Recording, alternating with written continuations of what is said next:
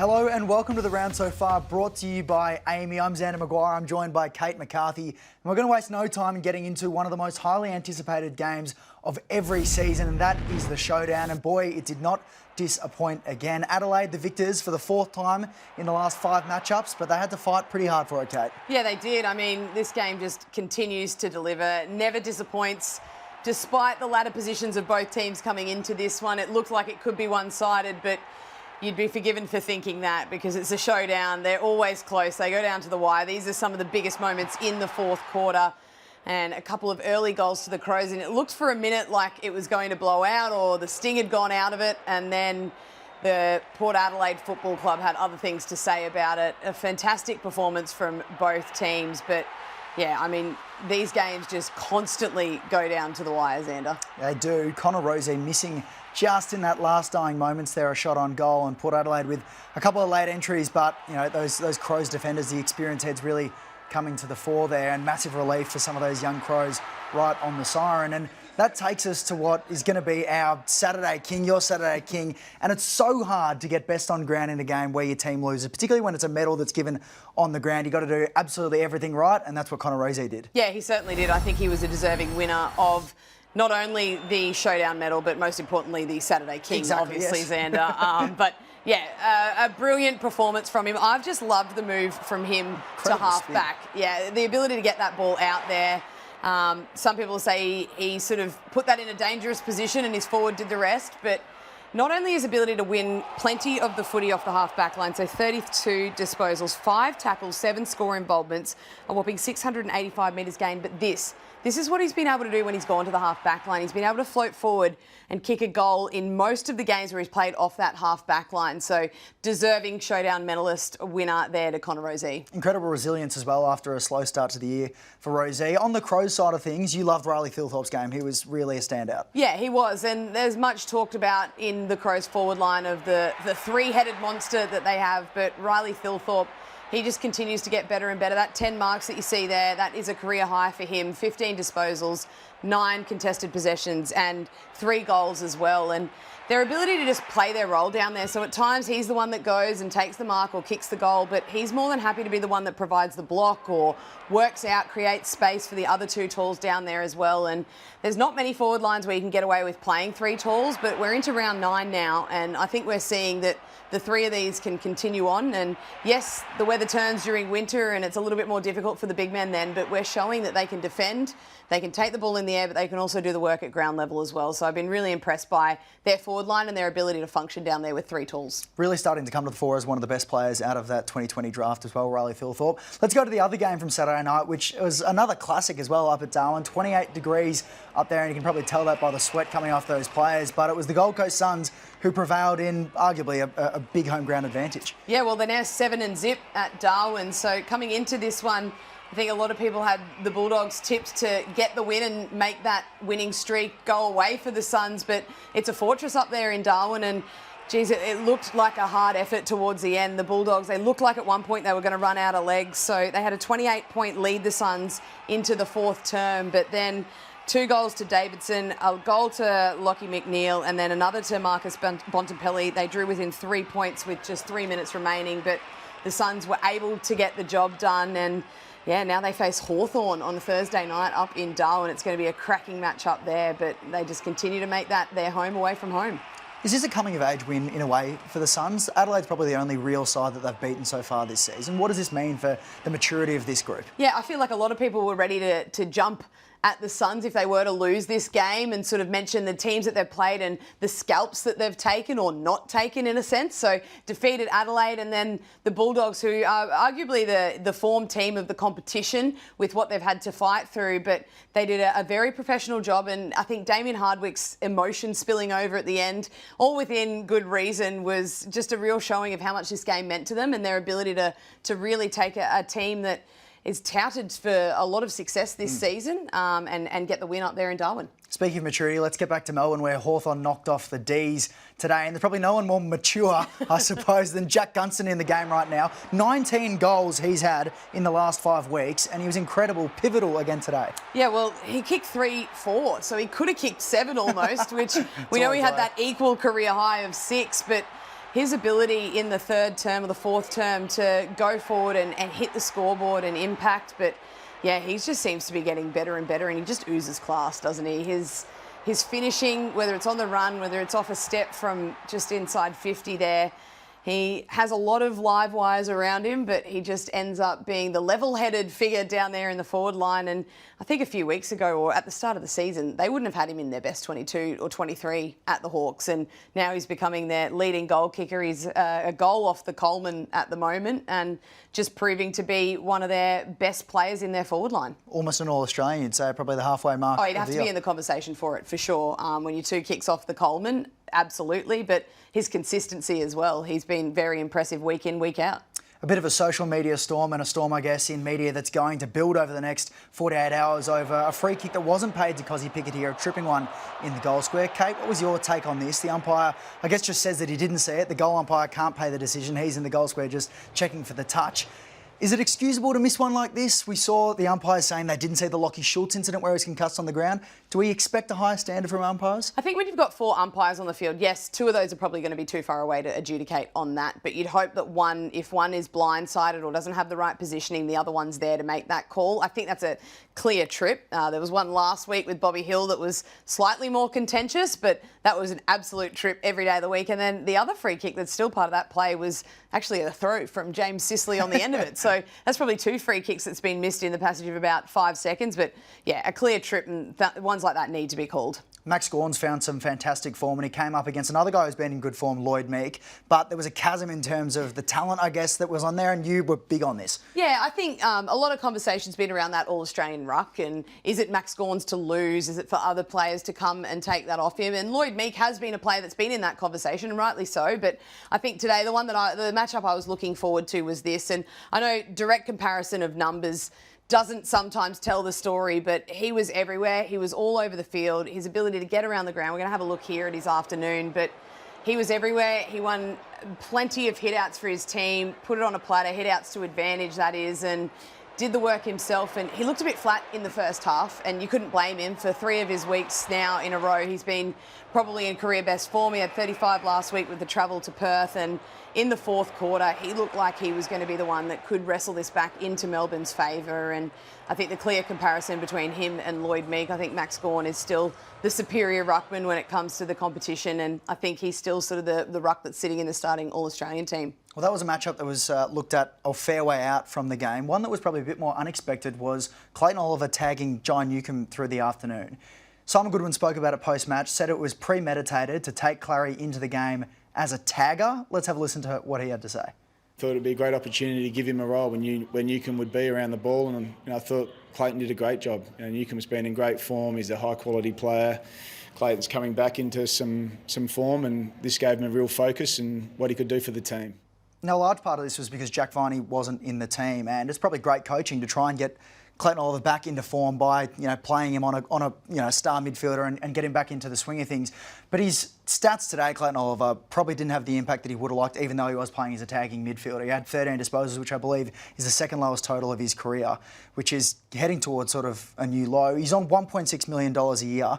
Is it acceptable to have a $1.6 million player a year as a tagger solely? Goodwin said that he could play the role moving forward. Where does it head to for Melbourne? Because Oliver has looked at other options. He's still looking at other options. Is it time for Melbourne to maybe bite the bullet, pay a bit of the salary and look to other options going forward? Well, I think they missed the boat on this one. I think Geelong were really keen on Clayton Oliver last year in the trade period. They couldn't get the deal done. Melbourne weren't happy with how it fell. And then I think now they're sort of chasing their tail a little bit. There's a bit to play out here, and there's a lot that's going on behind the scenes around whether Clayton wants to move on, whether Melbourne want to cut their losses, but I think they missed the window of it. To be fair, though, he kept Jai Newcombe to an equal low for this season with 19 disposals. Yep. And I think it's a bit unfair to flash his disposals up on the screen when he does play that tagging role. I know it's his equal career low.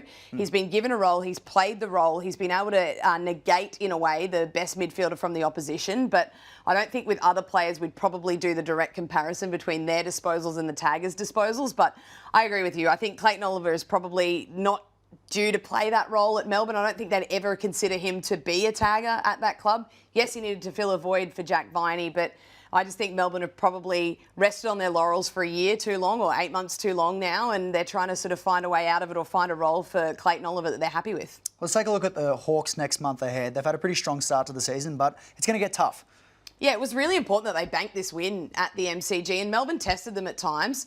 In that second quarter, they were a little bit wasteful, but if you have a look at the road trips to come, so they've got Gold Coast, which is proving to be the hardest road trip in footy now, playing them up in Darwin, and then they've got Brisbane at the G, Collingwood at the G, and the Bulldogs at Marvel. Those 4 teams are probably 4 of the form teams of the competition. So it's going to be a difficult sort of 4 weeks for them, but I think we'll get a real gauge of the Hawks. They're not playing their best footy yet, but can they find their form in the next 4 weeks? Because it's going to be a very season-shaping little month for them.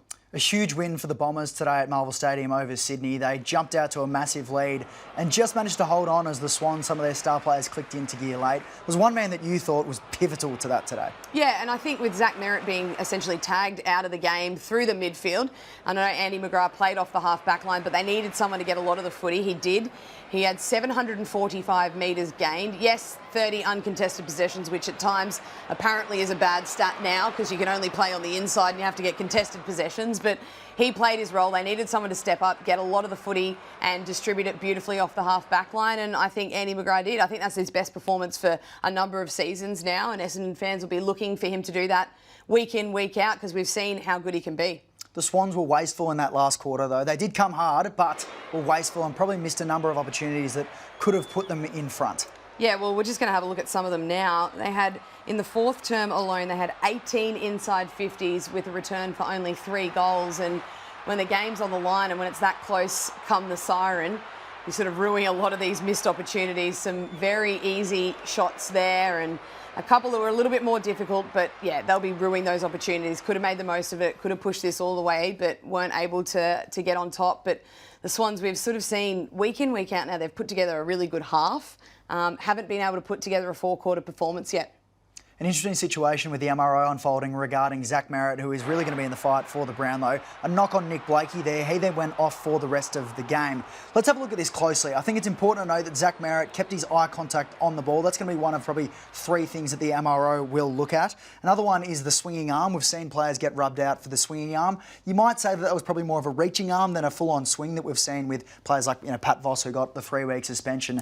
And the other element to this is, was he near the ball, which Zach Merrett actually made contact with his hand on the ball there, as well as collecting Nick Blakey. I've just spoken with the Sydney Swans moments ago, and they've told me that Nick Blakey did pass an HIA. So that was in question post-match. They said that they didn't have the answer for that. They have landed back in Sydney. He has passed it. So that probably helps as well, that if they do decide to suspend Merrett, which I'd be surprised if they do, the impact immediately comes down. Now, he could have delayed concussion symptoms over the next 24 hours, but right now he's in the clear. One man who isn't in the clear, devastatingly, is Lewis Hayes. Yeah, this was awful. I mean, awful for anyone to have a suspected ACL injury. Brad Scott has said in the post-match that they're fairly confident that the signs are pointing that way. But in your first game for the club, making your debut, drafted in 2022, so he's worked really hard to get his start at the club, and to go down with a suspected ACL, I mean, that's just devastating for him, for the club. So hopefully wrap our arms around him, he gets back. But yeah, you really can't explain that in any other way than it's just devastating for the young man. Let's just touch on the Sydney Swans briefly before we move on. There's a lot of talk about the mental scars of losing that grand final, but it probably goes beyond that when you look at their record now. What is so fundamentally different about this Sydney side this year that's seeing such a gap in the way that they were performing in the regular season last year to this year with similar personnel? Yeah, well, I think the similar personnel to start with is the thing that's probably on display. They haven't got a lot of the players that ran around for a good chunk of last year. So Errol Goulden, Joel Amati, Logan McDonald, Papley, Adams, who was in and out of the team, obviously didn't play through September. They've got a new coach as well. So a new coach with half the cavalry that they had is a difficult equation. And then they've also had some pretty tough opponents, to be fair. And that's not to make excuses for them. I understand every team has adversity. They have injuries to come up against and they need to find a way. And they just haven't been able to find a way. As I said before, they put together some nice halves of footy. We haven't seen it across 4 quarters yet. So with all of those 3 things not quite adding up for them, it's becoming quite a difficult season for the Sydney Swans. A special night at the MCG on Friday night, 65,000 in the house for Spud's game, and what a night it was. At midday today, they'd raised $185,000 for mental health charity, and it's likely to tip over $200,000, but this pre-match ceremony was special. It's always moving. This is the 5th Spud's game now, and year on year, I think it's becoming really clear how important speaking about mental health is, raising awareness for them. No teammate left behind is the massive message that's coming out of Spud's game. But I really want to take this one step further. I think it's time that we had a mental health round. I think Spud's game needs to kick it off on a Thursday night or Friday night, however they want to start it. That's the centrepiece for the round. But I think it's time that all 18 clubs jumped on board. A conversation was had around mental health, men's mental health, leading into it up to the week, and we raise as many funds as we can for the Danny Frawley Foundation or other mental health charities that are out there, because it's clear players struggle with it either in their career, post-career, and it's an important conversation that needs to be had. And the more we talk about it, the more people talk about their mental health and feel like it's acceptable and it's okay. So I think that's a really significant way forward that we need to make in the AFL. Absolutely. And, as we touched on, fantastic moment pre-match, but a really, really fitting moment at the end of the game. Our moment of the round. Harry McGuire, cometh the moment, cometh the man. A guy who has spoken openly about his troubles with mental health and how he's battled with it during personal leave earlier in the season, and he just stepped up to the plate here. He did. He was phenomenal. It was a brilliant goal to finish. It was a clutch moment, but as you said, a player that's been struggling and been open with struggling with his mental health and has come out recently and explained the things that helped him, how he was supported throughout it, and just a really fitting, touching moment for him to kick the goal. Obviously, Saints supporters would have loved that to go the other way, but yeah, it was good for Big Harry. Kicked 3 and the match winner in the Spuds game as well. 3 goals for Harry, 3 goals for Charlie as well, and a lot of the attention goes on that Carlton attack. But you want to talk about their defence, because that's something that's really blossomed with a few new characters this season. Yeah, and I think at first people were pretty, strict or strong on their opinion of Nick Haynes and his ability to contribute with this defence, and throw him with Jack Silvani back there. And the two of them were fantastic on the evening, but they've been fantastic all season for the Blues. Wiedering's been down there as a lone hand for so long, and so many Carlton fans have said, who else can defend alongside him? Because he's a brick wall. Where else is the intercept possessions, the ability to peel off and to play third man up coming from? Well, it's Jack Silvani and Nick Haynes now who's playing a very nice role alongside Wiedering to be able to really shore up the defence. So their defensive profile, 75 points against, and that includes last week's, I'm going to call it a blip, 110 points against the Adelaide Crows. So for me, they're still a team that's very strongly knocking on the door of the top 8 purely from that defensive profile. They're very strong defensively, and often we see that being the key to success when you're looking at your premiership window, and I think that's a big key to Carlton's defence as well. So you think Carlton can make the 8? Are there any other teams outside the 8 right now that you think can play finals, or do you really think that spot is Carlton's to take? I think that's Carlton's to take. I think they're knocking on the door of the 8. I think purely that defensive profile, we know how strong their midfielders are. We've seen the 2 big boys up front starting to fire as well. So for me, they're the team that's sitting outside the 8 at the moment that have that potential to jump in and take that spot in there. A couple of troubling injury incidents that happened in that game for Carlton. So Mitch McGovern was taken in a paramedic ambulance to hospital with a chest issue. He's been cleared of any major or structural damage today, so that's great news, and he could be back pretty soon on field. Lockie Cowan was the other one. He went down with a hamstring. It's the same hamstring that he hurt that he did against Collingwood in round 5 of this year, so disappointing to see a re-injury of that one, and we'll wait and see just to see how long he spends out of the game. But you think with a re-injury that he'll probably take maybe 3 weeks or more to get over that one. Mateus Filippo, you're a big fan of him. He's back. St Kilda fans love him, and he's starting to show exactly what he can do. Yeah, I mean, I loved his injection into the midfield late last year. Unfortunately, he lit up the track in pre-season and then suffered a bone stress of the femur, which takes a long time to come back from. We've finally seen him. Had another setback last week when he had a corky in the last session of the week to get up for the game, was a late out. And I think we're finally going to see the best of Filippo in sort of season 2025. I know he spent a large chunk of the game in the forward half. He kicked 2 goals as a result of that, but his ability to win contested possession, lay tackles, I just can't wait for him to earn the right to roll back through that midfield, because he's someone that Saints fans I know are excited about, and so they should be. I'm really ready for him to take off in 2025. Speaking of rolling back into the midfield, let's head over to the West for the Thursday night clash between Collingwood and Fremantle, and the big storyline out of that was Jack Crisp. Had his number 1 game of his illustrious career thanks to champion data, 29 disposals, 2 goals, but his role was entirely different. It was. He spent a lot more time in the midfield. He's been playing sort of that wing role for most of this season, and obviously the players that were rested opened up that space through the midfield. So Yeah, I think this is creating a very healthy conversation at Collingwood around his preferred role or his best role and how he can best contribute to the team. So if we have a look at some of his numbers, so from opening round to round 8, 90% of his game time was spent on the wing. Round 9, he sort of spent 22% on that wing and 78% inside mid. So that's a huge change in that role. Obviously the spots were up for grabs with side bottom resting and staying at home, but that position there, I think he is a brilliant sort of 1-2 punch, or if things aren't going right, we saw Nick Dacos have to spend time forward because he was tagged out of the game very effectively, but went forward and kicked a couple of goals. But it creates this selection squeeze, which is absolutely not a bad problem to have at the Magpies. So their starting midfield now is basically can be selected from a range of these players, and I still think the three at the top are the three that have the first crack at it. But it just means during a game, if someone's being tagged out or a player is sort of hot and up and running, inject them through the centre bounce, get them up and running. And we've seen Jack Crisp just be able to take the game away from Fremantle really through centre bounce. So you say that three at the top. You don't have Jordan De Goey in Collingwood starting midfield when he's available for selection, which is presumably next week. I don't think from what we've seen this season, I don't think he can play huge midfield minutes at the moment. I think he's spending a large amount of time in the forward line, and they said they rested him to get a huge block of running into him over the next couple of weeks. So maybe that lifts his tank a little bit so he can run through there and spend a bit more time through the midfield. But I think at the moment it's the top three that are probably taking the first centre bounce of most games if the game's on the line. Tom Mitchell's the other one that's not on there, who returned via the VFL today. He had 10 disposals in the first half there, 6 clearances, but just great to see him get through unscathed. You say the top three are the three. Nick Dacos is at the top of that list.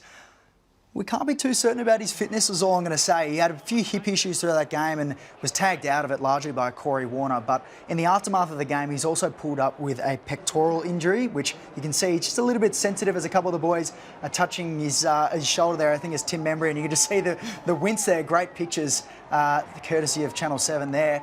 I mean, if they lose him, that's a massive blow. My understanding is it's not too serious. He'll undergo scans, and Collingwood will have more on that in the coming days. He's not the only one. Darcy Moore, a bit of a shoulder issue, and Jamie Elliott with an ab issue, which I think is similar to what Brody Myercheck had and missed the one game. So some injury sort of concerns that are on the horizon for the Pies there. Let's have a look at the Dockers. There was one change that you liked a little bit later in the game that you saw, and it surrounds their boom recruit, Shea Bolton. Yeah, Shea Bolton. I just think his numbers through the centre bounce and his ability to play in that centre bounce role. We see Melbourne do it so well with Cozzy Pickett. Starts in the centre bounce and then will run forward or spit back as well to help defend. So the game against the Saints, where we all know they scored 7 points till half time, he sat in the goal square. He took 6 centre bounce for the game. That's the entirety of the match. Against Collingwood on Thursday night, he had 16 centre bounce attendees, and his numbers were much improved for the game. Saw him a few weeks ago when they were playing Melbourne at the MCG, and he played a dynamic role again, attending centre bounce clearances, spitting forward. He single-handedly nearly took that game away from them. The only player better on the ground was Cozzy Pickett, who's playing a similar role. So I love that. They need to keep him there. They recruited him to the club to make an impact on games. For me, sitting him deep in the goal square for 3 quarters when you can't score a goal, that's not his best role. I liked the way they used him on Thursday night. Do you think, playing him in that deep forward role, he's probably not worth the 2 first-rounders they paid for him? And do you think that if they play him in that midfield role, that he could fulfil that potential? Yeah, well, I just don't think that's his best position on ground. I think sitting him out of the goal square with the way that they're moving the ball at the moment is not going to favour a player like Shea Bolton, who can get the ball out the back, can take his opponent up to the contest and beat them back towards goal. So absolutely, centre bounce or clearance is the way to play him. He's not 100% midfielder, obviously, with his tank, but use him through there sparingly and you'll get the best out of him. A quick word, Freo's season in a nutshell. Is it over? Are they still in the fight? And where do you see Justin Longmuir in all this? Oh, I think it's getting pretty tough now for Fremantle. I think their home and away record just speaks for itself, really. Going down at home, yes, a spirited performance from Collingwood. You can't take anything away from them, but just the drastic changes week in, week out that we're seeing from their best and their worst at the moment is just not good enough, and frankly, they need to close that gap. They were much better on Thursday night, but still not consistent enough for me. Let's have a look at our AAMI clangers for round 9, and I'm going to give you the new ball, Kate, because there's one that you've loved from today. Yeah, well, Guy Sebastian, he started the game with a little bit of a song, and then he ended up with a few battle scars, and I don't think they're going to fade or go away anytime soon, because poor old Guy's done an Achilles. So has he? Not a great start to his or return to his footballing career, that one. Well, Nasai Wanganeen-Miller, was it tactical, was it not? He's punched the ball directly into a Carlton fan's head there. He's knocked that off him as well. Not happy with how things are going. Clanger, maybe it was targeted.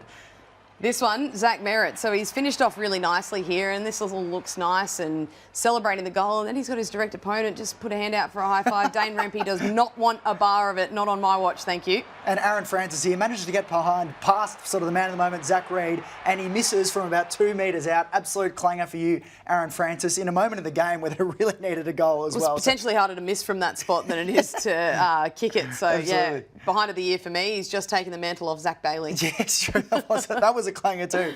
Now, AAMI Clangers for Good is back for 2025 AFL season. And this year, it isn't just open to footy clubs, it's for all AFL fans. So, if you've got a footy-related clanger, whether you're at home, at a game or at the club, AAMI want to hear about it. So, head to afl.com.au/AAMI Clangers for Good, share your clanger, and you could be in it with a chance to share in $100,000. So very exciting stuff there, courtesy of our friends at AAMI. So that's been the round so far. Let's have a look at what matchups we have going forward. We've got Richmond and the West Coast Eagles tomorrow, the battle of the cellar dwellers, but it's going to be competitive, so one that you want to keep your eye on. Geelong and GWS, that's probably the heavyweight bout of the day down at GMHBA Stadium. The Giants, they've won their last 4 games down there at the Cattery, so let's not, you probably can dismiss maybe that home ground advantage for Geelong and North Melbourne and Brisbane. What's your take on these matchups? Which one are you going to be keeping the closest eye on? Well, I'm going to keep my eye on it being Mother's Day, and it's the most important day on the calendar for any son or daughter out there. So happy Mother's Day to my mum, Joanne McCarthy.